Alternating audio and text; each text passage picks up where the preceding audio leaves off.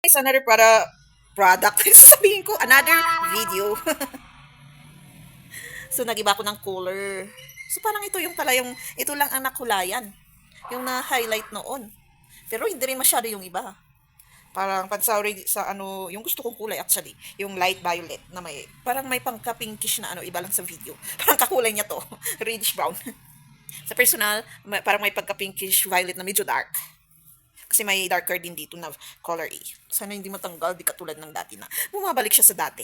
So yan, ang topic natin ngayon is ano yung two different kinds of black sheep na nasabi ko nung last video ko. Yung tungkol sa pride and ego. True. Meron naman tayong dalawang klase, which is yung black sheep talaga sa ating uh, Panginoon, spirituality and physically. Pero meron lang talagang nakaano sa physical. Kasi as in tinanggal nila yung ano spirituality. Kahit 'di ba, lagi ko ding sinasabi na nararamdaman nila 'yan within their spirit. Pero ayaw nilang tanggapin. So, sinabi ko din doon na part na may nag-knock-knock, inopen ko. Alam mo ba yung ano? Kasi may binalik. Nag-text yung kapatid ko, tapos may binalik. Tapos, alam mo ba yung energy na, well, hindi lang naman sa kanya ako naramdaman yun. Sa ibang tao din. Kasi, pag ikaw yung tao na enlighten, na awaken na, lahat ng tao sa paligid mo, are past life mo, kahit kapamilya mo. Pag hindi pa nila ginawa yung trabaho nila sa sarili nila. Pero pagpapasalamat ko, yung pamilya ko is nag-undergo naturally also. Yun din ata ang ano, yun din ang paano mag-work. Yung kung andun ka sa bloodline ng 144K. Kasi sabi ko nga yung lola ko, yung mama ko, andun din doon. Pero napansin ko lahat silang magkakapatid. Kasi parehas na black sheep, yung, pag parehas pala na black sheep ang nag-asawa, talagang ano, chaos. Kasi magsasama yung mga kasalanan ng ancestors mo sa tatay at nanay mo. Tapos, grandparents, yan lahat. Kasi iba din naman yung ano, yung banda ng grandparent mo, tapos yung grandparents ng grandparent mo, iba-ibang bloodline. Pero nagsasama-sama. At nagkukumbine-kumbine yung natural seeds na sinasabi nila. Or any curse dyan na ginawa nila sa past life nila, yung mga ancestors. Tapos napunta ka sa'yo, talagang mabigat. Kaya may part na yung ibang tao, parang may hindi maintindihan din na wala ka namang ginawa, pero nagagalit sila sa'yo para mabigat ang pakiramdam sa'yo. Yun yung mga past sins natin na hindi natin iniintindi. Na hindi natin ginagawa ng paraan na kahit personality change, characteristic, manners, attitudes ay gawan natin ng paraan. Pero tinataas pa rin natin yung pride and ego natin na binabaliwala. Kasi meron yung education, laging sinasabi naman yun. Sa bagay, pag hindi ka naman, wala kasing subject ang mga inong past, kasi na-try ko din mag-schooling nung elementary ako, public school. Tapos, parang nadadagdagan lang na lang yung subject pag may dumadating na sabihin mo ng isang tao na, uy, mas magandang i-propose natin to para madagdagan. Parang yun din yung napapansin ko sa private A. Kasi galing, yun ang pinapasalamat ko na yung mother namin is pinursu na mag-aral kami sa isang um, religion school or Catholic school. At least, yung subject nila, may religion. Pero ngayon, wow, may mga nagvo-volunteer daw dyan sa mga elementary schools. Wow! Yun yung nabalitaan ko nung may kakilala na nung nagsimba kami nung Sunday. Na nagvo-volunteer daw sila, may time na once a week nagvo-volunteer sila at ang ginagawa nila is tinuturo nila yung characteristic value through inaatin nila yung si God, yung Bible. Tapos, wow, ang mas may um, pag-iisip ng maturity is yung nandun sa grade 1, sabihin mo na. Mas marami silang tanong kasi natry niya daw yung may edad na, sabihin mo ng grade 6. Pero yung isa atang kasama niya is nahihirapan sa lower. Kasi, syempre, matanong. Tapos, minsan malikot. Mga bata, sasabi nila. Tapos,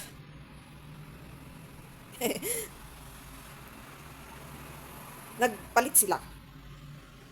Tapos, yun, na-try niya yung ano na, yung pagkakaiba daw is, wow, parang mas curious pa yung bata at yung mga tanong is mas matured kaysa yung may edad. So, wag sana nating hayaan na ang maturity sa bata. Tapos sa matanda, baliktad. Yun na ang nangyayari ngayon eh.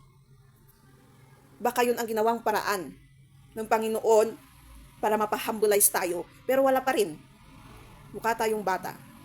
So balik tayo doon sa ano, nag-knock-knock na sabi kong may binalik.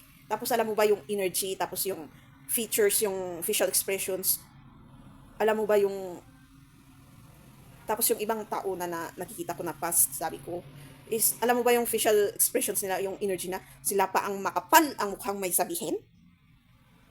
Mananahimik ka na lang. Talagang ang taong,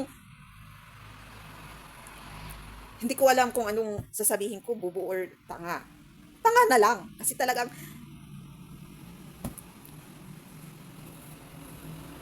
wala akong masabi.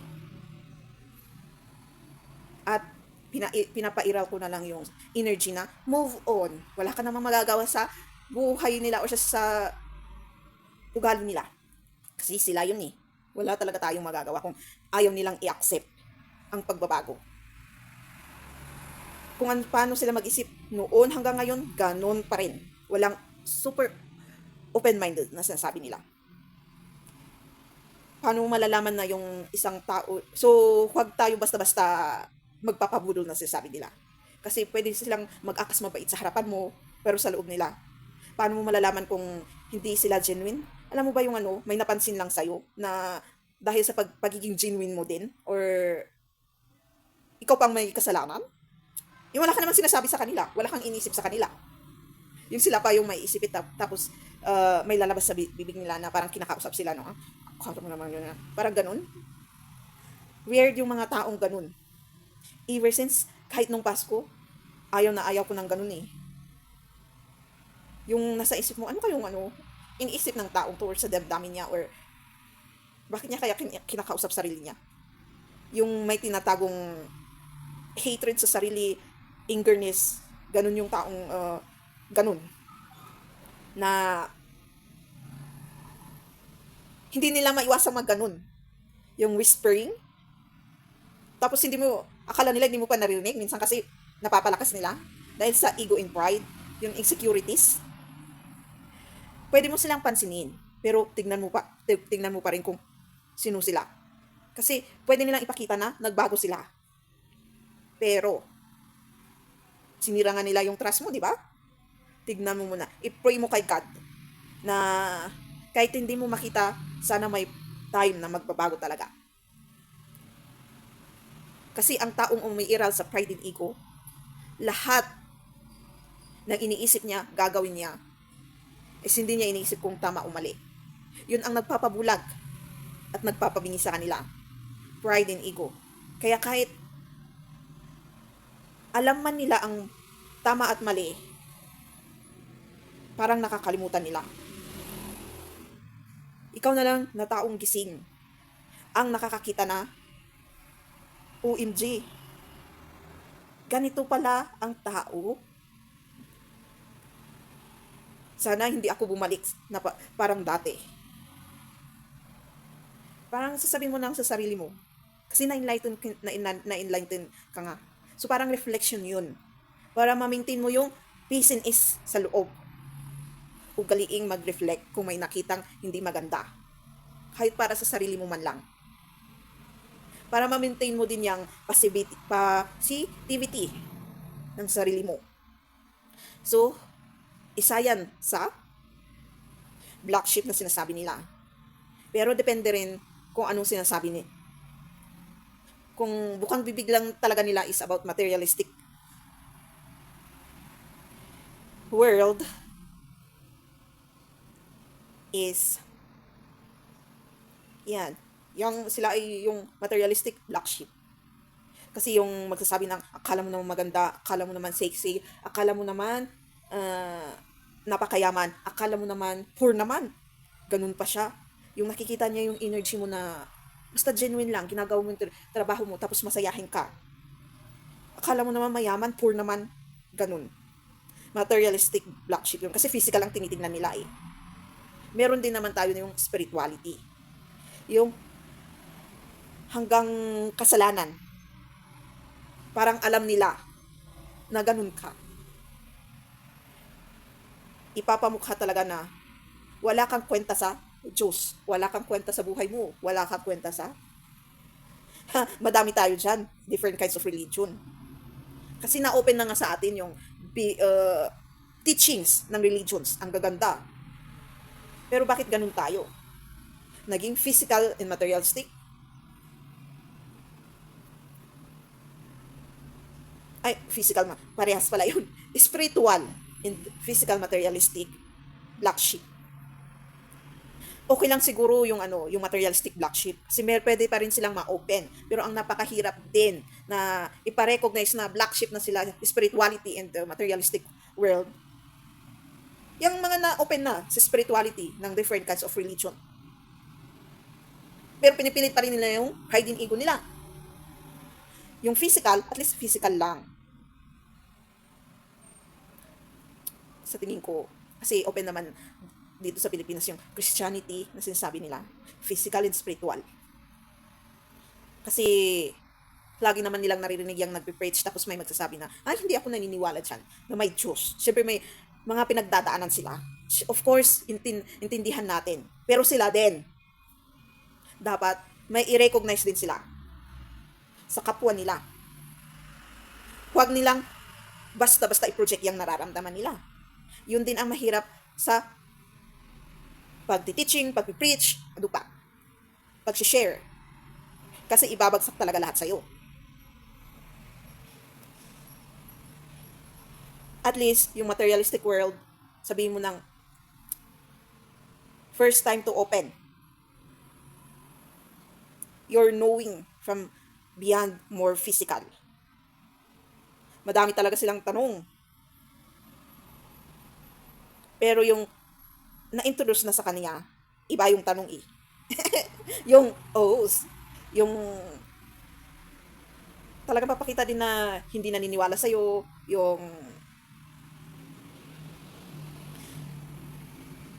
hindi tanong, kundi, ano ba kasi, tagalong napapalpit o dahil. Yung lahat ng sasabihin is parang, ku-question ka na, idadoubt mo yung sinasabi mo. Yung, sometimes igagaslight. Yung, porket, laging, silang nagbabasa, ng Bible. Kasi minsan kahit nagbabasa tayo, pag hindi rin tayo open. Kasi may time din naman na nagbabasa ako, pero gusto kong intindihin nung past life ko, Gusto kong intindihin, pero hindi ko maintindihan. Kahit paulit-ulit kong 10 beses, ilang beses ko basahin yung isang verse. Meron naman yung common sense na andun na yung literal na meaning, pero yung iba, yun pala may stages din ng understanding. Doon din pupunta yun. So, ang gagawin mo lang sa ganun na reaksyon ng tao is, intindihin, move on, and still continue what you do. Mga ganito, kasi alam ko, may mga kasama kang napapagod din dyan. Na itutuloy ko po ba to or hindi? So, ayan. So, ino-open ko to, kasi sabi ko nga doon ako sa 144K bloodline, na kahit itong experiences ko, kasama ko pa rin pamilya ko, kahit sinasabi ko, sa kanila yung pinakamatinding experience ko. Kasi syempre meron din silang nararamdaman na nilalabanan nila. Lahat tayo. Na syempre, yung akala mo, magkakakilala na kayo, kilala mo na yung isang tao. Ako nga, kahit sabihin kong kilala ko yung kapatid ko, meron pa rin naman yung part na hindi, spirituality, syempre yung thinking. Yung discernment and intuition, sometimes, will lead you to betrayal also. So, yung talagang curious, siguro mas magandang mag-open kayong parehas. Yun, mas sabi niya yun yung nararamdaman niya. Kung anong nasa loobin niya, nasa isip niya, yung mga damdamin, na doon mo rin mapoprove kung tinatry niya yung best niya magbago. So, of course, family is always, we need to fight for it also, na kahit ganun ang nararanasan. Kasi minsan, kaya siguro sila umalis sa family kasi nag-give up sila. Understand naman yun, understandable. Pero as much as possible, don't uh, give up sa inyong mga family.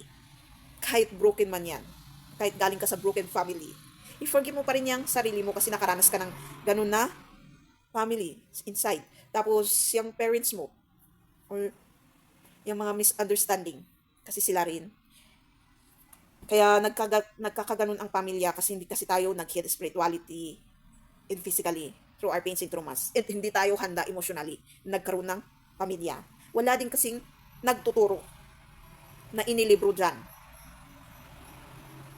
Parang buhay lang din ang nagtuturo, experience. Yung mga experience natin. Pero depende rin sa tao kung i-accumulate niya as lesson learned, or basta ganun. So, wag din natin kakalimutan ang Panginoon kasi talagang kailangan natin siya. Hindi ka magiging buo. Kahit sabihin mo masayahin ka, sigurado ka? Positive kang tao, sigurado ka? Meron ka ding hinahanap na hindi mo alam. Siya yun. Doon din tayo nagiging black sheep sa kanya. Yung parang may hinahanap tayo pero hindi natin alam. Na kahit andyan naman lahat, milyonaryo ka, milyonaryo, trilyonaryo, alam ko nararamdaman din ng mga mayayaman yan. Yung parang may hinahanap sila. Kaya lahat ng entertainment, pati pagsusupres ng kanilang kapwa, tao, is nagagawin nila kasi may hinahanap sila pero hindi nila mahanap. So, kailangan nating palakasin ang loob. Ganito talaga ang mabuhay.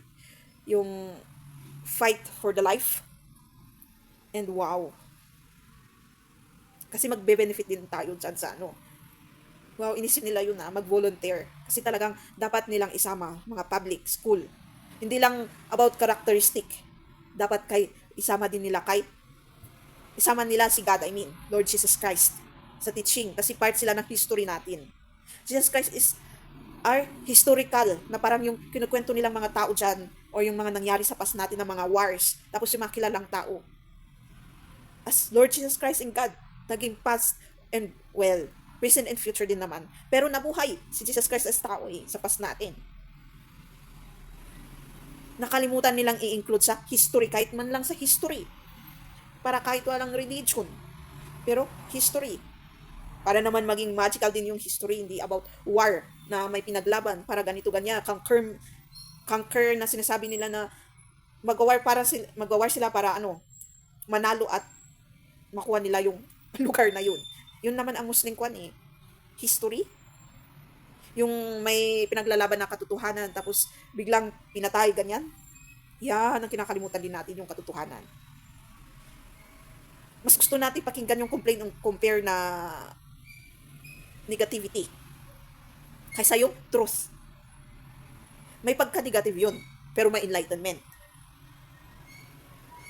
Pag actually nagawa mo na yung work mo sa sarili mo, yung truth na yan, hindi yan negative, kundi iniintindihan mo na lang na katotohanan. Parang natatamaan lang ang pride and ego kasi natin. Kaya, yun ang humahadlang at na pinapatahimik natin yung nagsasalitang tao. Pero mas nakakadring kaya yung complain and compare. Or naninira ka ng kapwa-tao mo. Yung pagkukwentuhan nyo yung buhay niya, tapos parang lahat alam na natin. Physical black sheep. Yun din, sinisira din na natin yung sarili natin, binibigyan natin ng shame. Kasi pag lumabas yung totoo, nakaka-shame, di ba? Kahit sa sarili mo mismo.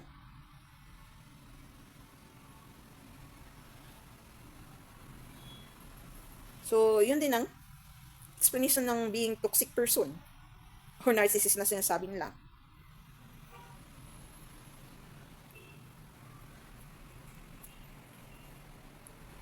Pero mag-ingat pa rin tayo. Kahit sabihin natin, ginawa na natin yung trabaho natin, meron at meron din talagang magda-drag down sa'yo na darating sa buhay mo. At ipapamukha sa'yo, ipapaalala yung pains and traumas. Pero, always pray. And, labanan mo pa rin, i-accept mo na ganun talaga. Darating at darating yan sa buhay mo para ipaalala din at ipalala, English i-remind, na minsan hindi lang para ipamukha ulit, pero i-remind na watch out, parang ganun. Be careful. Kasi ewan ko ba sa mga tao, parang meron silang karapatan na apakan ka. Lalo pag nananahimik ka, alam mo na nga yung sinasabi na nga ng energy mo, hindi pa sila marunong. Na hanggang doon lang na nag-usap kayo tapos wala na, iniwan mo. Na dahil forgiving person ka, meron, parang sa isip na may karapatan pa rin sila. Ewan ko ba sa mga tao na yung pag-iisip is ganun. Yung may karapatan, apakan ka.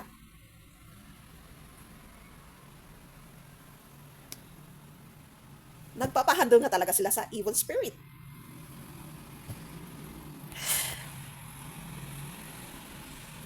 At least pa yung yung nakikita mo sa mukha nila na parang nakukonsensya. At least medyo may reflection din yun. Yung may expectation sila before dahil sa ginawa nila sa'yo is mananalo yung plano nila. Pero nung nakita nilang okay ka pa, yung nakonsensya, may reflection din konti doon. Pero depende sa kanila kung magbabago pa rin sila o hindi. Sa ibang tao. Kaya tayo kinakatakutan ng tao, promise. At parang iniiwan yung, lalo sa mga probinsya, at mas gusto nila yung city life. Kasi at least yung city, hindi sila magkakakilala. Yun ang mindset namin na mas magandang tumira sa city kasi iba-ibang mukha, iba-ibang culture, and very open-minded. At kanya-kanyang, kasi parang ang mindset ng yun din ang nava-vibrate ko sa isang, anong tawag, probinsya, yan, province, is, kasama ko kasi yung cat ko, yung kuko niya, is, aray, no, pang nanggigigil, gumaganon yung no, no, no, no, nasakit.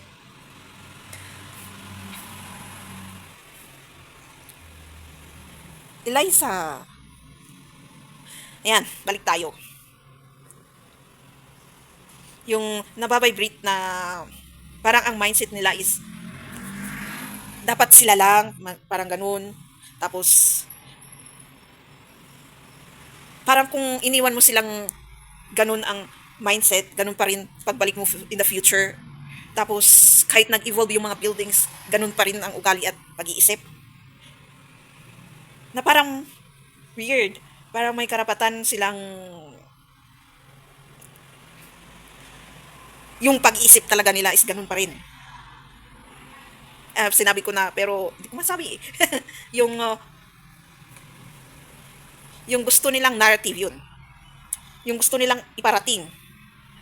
Yung gusto nilang gawin mo. O gawin nila is ganun pa rin. Yung gusto nilang pamumuhay is gusto pa rin nilang ganun. Yung mindset na sasabi nila. Minsan kung wala tayong more open-minded sa mindset, ang sasabihin din natin sa nagsasabi ng katotohanan is, anong pinagsasabi ng taong to? Ang kapal ng mukha, ano pa? Ang daming persecution na sasabihin nila. Yung akala mo naman, kilala niya ako. Kasi iyon din yung sinasabi mo sa kanila eh. Kasi pinupersecute ka nila. Kasi iyon ang sinasabi ng energy eh. Kasi yun ang nakikita mo eh. Alam mo ba yung dati na ang daming tao, tapos biglang nawala, tapos ang daming business? Ibig sabihin nun, takot ang tao. Dahil sa ugali. yung i-consider mo naman yung ibang tao din, hindi lang yung open na, hindi lang sa pag-isip, culture, tapos lahat dapat i-consider yung open-minded na sinasabi nila. Minsan, kasi may kilala akong isang lugar na wala man lang mall, wala man lang yung fast food chain na kilala, pero maraming business. Tapos, lagi nilang binoboykot na pag may gusto magpatayo ng mall, gusto magpatayo ng fast food chain, magbo-boycott sila para hindi matuloy. Kasi yung business nga daw baka mawalan. Paano yung city? Ano pa? Kumpul-kumpul na magkakatabi pa na pare-pares na business, gumagana naman. Nasa mindset lang talaga at open-mindedness sa culture din. Kaya kinakatakutan, lalo yung mga ugaling ganito na may nababalitaan tayong inaaway ang taong to or may gumawa, yun kasi ang tawag namin sa ano, may kumulang, may gumawa sa iyo ng ganito. Mararamdaman mo din yun eh. Hindi lang smear campaign. Yung mararamdaman mo din talaga kung ayaw ng lugar sa iyo. Actually, hindi yung lugar, kundi yung tao. Na kahit ginagawa mo naman yung daily life mo without, hindi mo sinasali sila. Pero ba't sila napapasali ka? Mga isipan nila, mga isang paraan ng envy at jealousy. Yung lugar na yan, yung mga buildings, malalaki din naman, hindi katulad ng dati. Pero, walang pagpaperspire sa ugali ng tao, open-mindedness, at problema din nila ang papasok na tao sa business nila. Kasi ang hahakot ng tao ngayon is mall. Tapos yung mga kilalang fast food chain, pagpuno din naman yan at pagod sila doon sa ano. Maghahanap sila ng iba. Walang pagka-artistic ang mindset. Sinasabi nila. Hindi sinong ang benefits ng mga yan. At sila din nagbibigay ng magandang trabaho, di ba? At permanent. Na hindi pa iba-iba yung trabaho mo. Kasi minsan, sa small businesses, pag hindi kinaya ng business, magko-close. Di magawawalan yung trabaho yung ano, tapos mapapalitan ulit.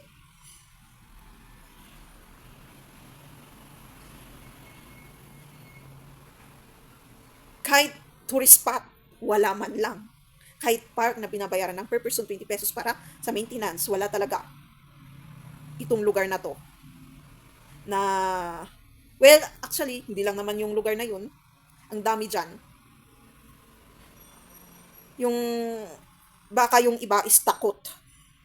Mawalan ng customer. Actually, yung mga kinakatukutan natin is silang maghahagot ng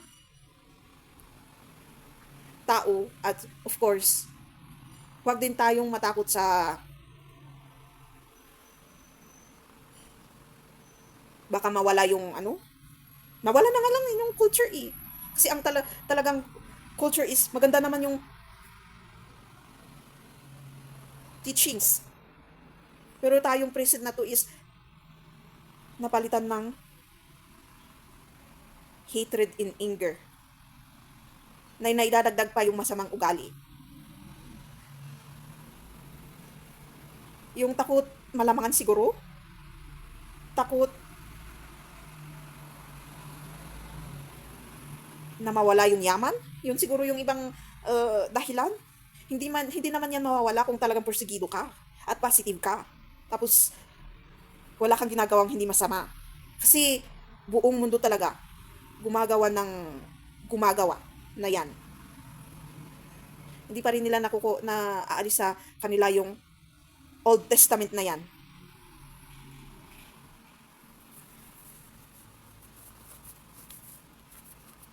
Kaya din siguro hindi nababago pa rin ang ugali ng tao kasi wala talaga yung open-minded na yan.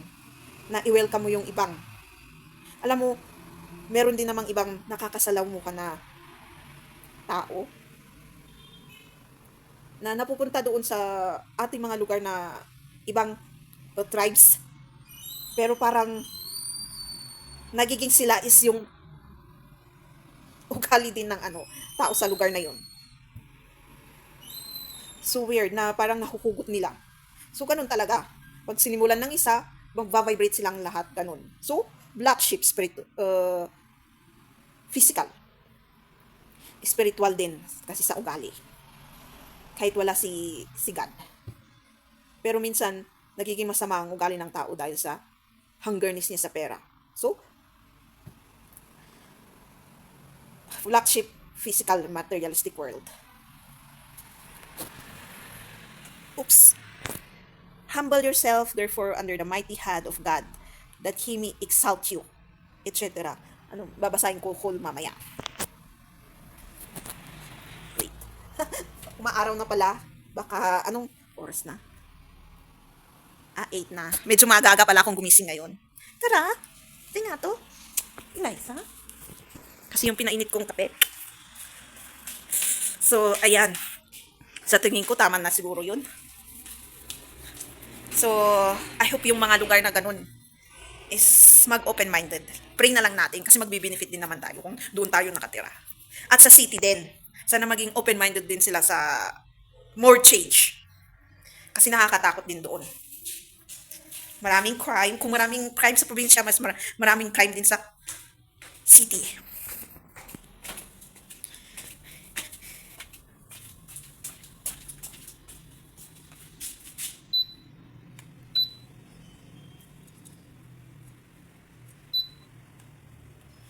Pinainit ko ulit yung tubig. Ayan. So, ang dami ko na nasabi, sana naintindihan nyo. So, ang gusto kong parating dito is mag-intindihan tayo.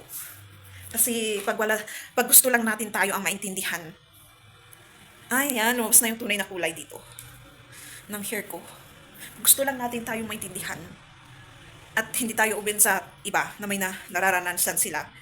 Talagang mapoproject din natin yung nararanasan natin sa iba na ang lagi nating nakikita is yung taong yun, buti pa yung taong yun. Parang walang problema.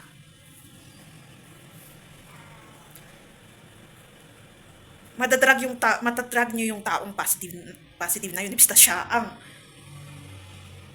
isa sa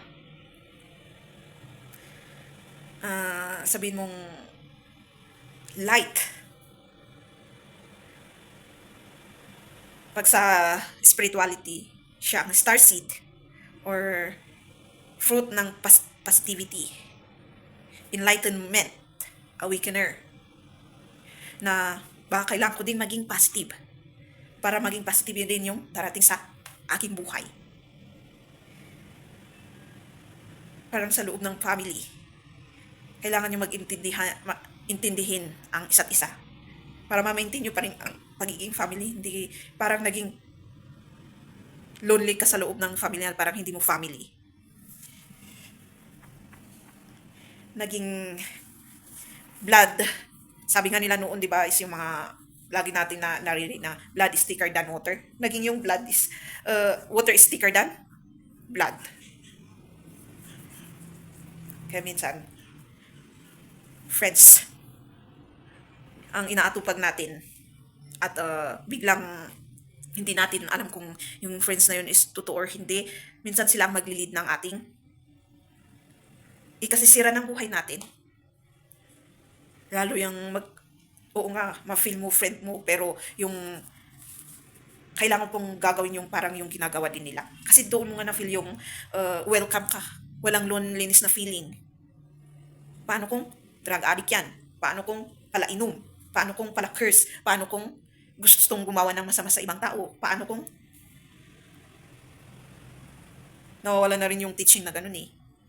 So, kailangan talaga natin isama ang Diyos sa buhay natin.